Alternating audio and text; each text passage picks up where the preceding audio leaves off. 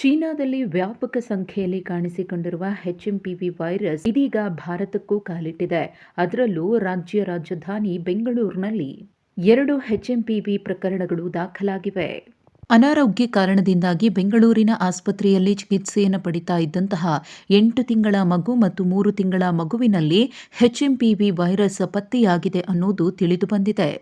ಪ್ರಕರಣ ಬೆಳಕಿಗೆ ಬರ್ತಾ ಇದ್ದ ಹಾಗೆ ಆತಂಕ ಕೂಡ ಹೆಚ್ಚಾಗಿತ್ತು.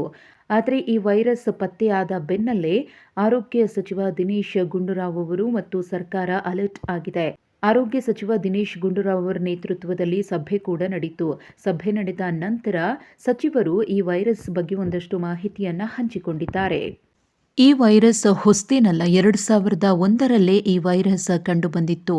ಈ ವೈರಸ್ನಿಂದ ಉಸಿರಾಟದ ಸಮಸ್ಯೆ ಉಂಟಾಗುವ ಸಾಧ್ಯತೆ ಇದೆ. ಇನ್ನು ಮಗು ಎಲ್ಲೂ ಕೂಡ ಓಡಾಡಿಲ್ಲ, ಯಾವುದೇ ರೀತಿಯ ಟ್ರಾವೆಲ್ ಹಿಸ್ಟ್ರಿಯೂ ಕೂಡ ಇಲ್ಲ.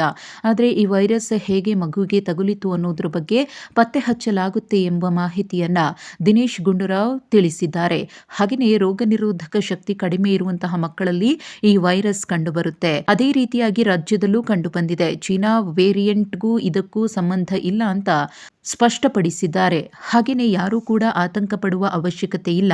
ಈ ವೈರಸ್ ಅಪಾಯಕಾರಿಯಲ್ಲ ಎಂದಿದ್ದಾರೆ ದಿನೇಶ್ ಗುಂಡೂರಾವ್. ಇನ್ನು ಈ ವೈರಸ್ ಕೇವಲ 1% ತೀವ್ರತೆಯನ್ನ ಹೊಂದಿದೆ. ಎಲ್ಲ ಕಡೆ ಟೆಸ್ಟ್ ಮಾಡಿದ್ರೂ ಮಕ್ಕಳು ಮತ್ತು ವಯಸ್ಸಾದವರಲ್ಲೂ ಕೂಡ ಕಾಣಿಸಬಹುದು ಎಂದಿದ್ದಾರೆ. ಈ ವೈರಸ್ ಅಪಾಯಕಾರಿ ಅಲ್ಲದಿದ್ರೂ ಮುಂಜಾಗ್ರತೆಯನ್ನು ವಹಿಸಲೇಬೇಕಾಗುತ್ತೆ. ಆ ನಿಟ್ಟಿನಲ್ಲಿ ರಾಜ್ಯ ಸರ್ಕಾರ ಎಲ್ಲಾ ರೀತಿಯ ಎಚ್ಚರಿಕೆಯ ಕ್ರಮಗಳನ್ನು ತೆಗೆದುಕೊಳ್ಳುತ್ತೆ. ಕೇಂದ್ರ ಸರ್ಕಾರ ಹಾಗೂ ಐಸಿಎಂಆರ್ ಅಭಿಪ್ರಾಯವನ್ನು ಪಡೆದು ಮುಂದಿನ ಕ್ರಮಗಳ ಬಗ್ಗೆ ನಾವು ಚಿಂತನೆಯನ್ನ ಮಾಡುತ್ತೀವಿ ಎಂದಿದ್ದಾರೆ ಆರೋಗ್ಯ ಸಚಿವರು. ಜೊತೆಗೆ ಜನರು ಕೂಡ ಎಚ್ಚರಿಕೆಯನ್ನು ವಹಿಸಬೇಕು ಎಂದಿದ್ದಾರೆ.